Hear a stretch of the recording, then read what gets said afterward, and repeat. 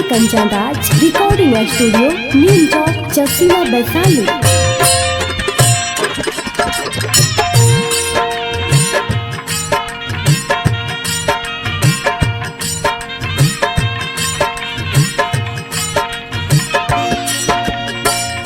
बात जो ही सुबह शाम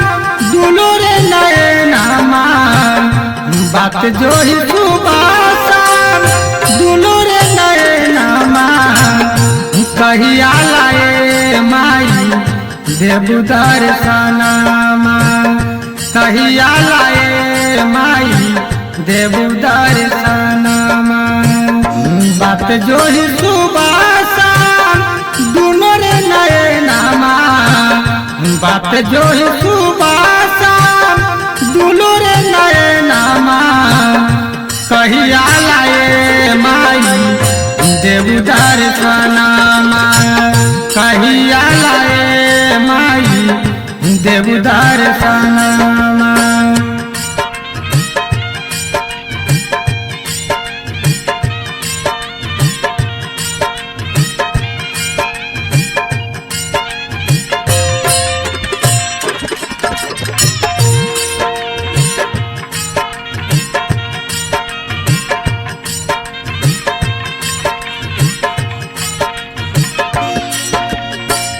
पटना पटन देवी माई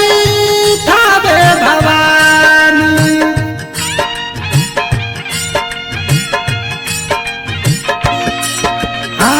पटना पटन देवी माई थावे भवानी, दरभंगा में दुर्गा माई शेरा वाली, दरभंगा में दुर्गा माई शेरा सात बहन सीताला के करी गुण गानामा, सात बहन सीताला के करी गुण गानामा, कहिया लाए माई देबू दर्शनमा, कहिया लाए माई देबू दर्शनमा।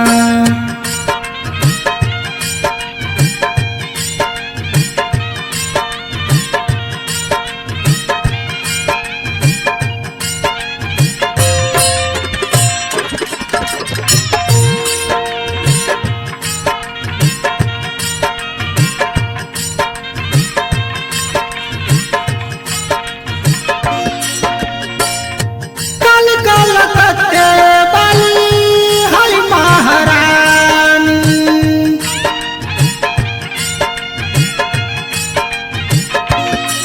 हाँ कलकत्ते वाली है महारानी, केहू के सोना देली केहू के चानी, केहू के सोना देली केहू के चानी, कामरू कमख्या बारी दया के खजानामा, कामरू कमख्या बारी दया के खजानामा, कहिया लाए माई देबू दर्शनमा, कहिया लाए माई देबू दर्शनमा।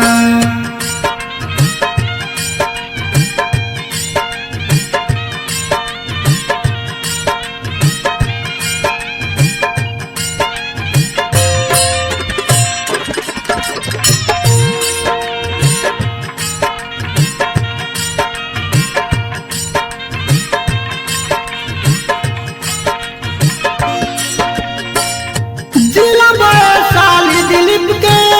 थाला जलदाबा,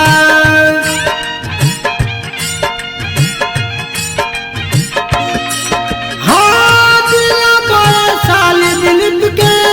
थाला जलदाबा, खास मुकुंदापुर दिलीप के मकानाबा, खास मुकुंदापुर दिलीप के मकानाबा, माई के भजलिया घूम घूम के गाई, माई के भजलिया घूम घूम गाई,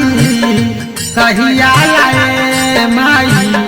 देव दर्शनमा कहिया लाए माई देव दर्शनमा बात जो ही सुबह दुलो रे नयनमा बात जो ही सुबह दुलो रे नयनमा कहिया लाए माई देव दर्शनमा कहिया लाए माई